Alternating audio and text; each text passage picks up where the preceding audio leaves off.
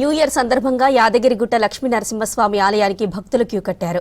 లక్ష్మీ నరసింహస్వామి వారిని కుటుంబ సమేతంగా దర్శించుకున్నారు మంత్రి పొన్నం ప్రభాకర్. మంత్రితో పాటు ప్రభుత్వ విప్ బీర్ల ఐలయ్య, జిల్లా కలెక్టర్ హనుమంతరావు స్వామివారికి ప్రత్యేక పూజలు చేశారు. ఇక అంతకుముందు ఆలయానికి చేరుకున్న మంత్రికి సాంప్రదాయ స్వాగతం పలికారు ఆలయ అర్చకులు, ఆలయ అధికారులు. మంత్రి పొన్నం విప్ ఐలయ్యకు వేదాశీర్వచనం చేసిన వేద పండితును స్వామివారి చిత్రపటం, లడ్డూ ప్రసాదం అందజేశారు.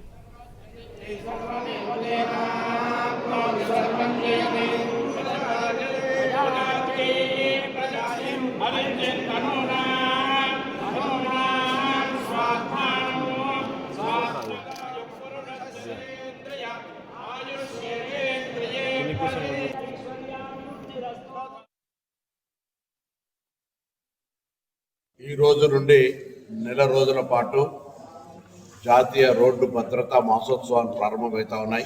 యావత్ తెలంగాణలో ఉన్నటువంటి ప్రజాప్రతినిధులు, అధికారులు, ప్రతి పౌరుడు కూడా ఈ రోడ్డు భద్రతా మాసోత్సవ అవగాహన సదస్సులో పాల్గొనండి.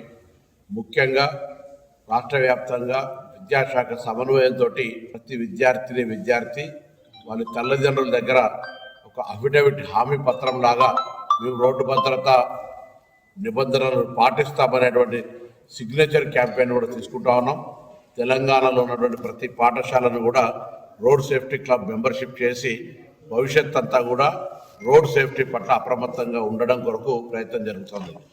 నిన్న రాష్ట్ర పోలీస్ అధికారులు కూడా ప్రెస్ కాన్ఫరెన్స్ చేసి తెలంగాణలో అనేక ప్రమాదాలు రోడ్డు యాక్సిడెంట్ తోటి అవుతా ఉన్నాయి, మరణాల సంఖ్య కూడా రోడ్డు యాక్సిడెంట్ తోటి అని చెప్పినటువంటి తర్వాత కూడా మనం కొంత అప్రమత్తంగా ఉండి మరి రోడ్డు నిబంధనలు, ట్రాఫిక్ నిబంధనలు పాటించమని రవాణా శాఖ పక్షాన యావత్ తెలంగాణ ప్రజలు విజ్ఞప్తి చేస్తూ యాదాద్రి లక్ష్మీనరసింహస్వామిని ప్రార్థిస్తూ ఈరోజు నిన్ననే మనకి మంత్రివర్యులు పొన్నం ప్రభాకర్ గారు ఉన్నారు. ఈరోజు స్వామివారికి అభిషేకం చేసుకుని రాష్ట్ర ప్రజలందరూ కూడా మంచిగా ఉండాలని చెప్పేసి వారు కోరుతున్నారు.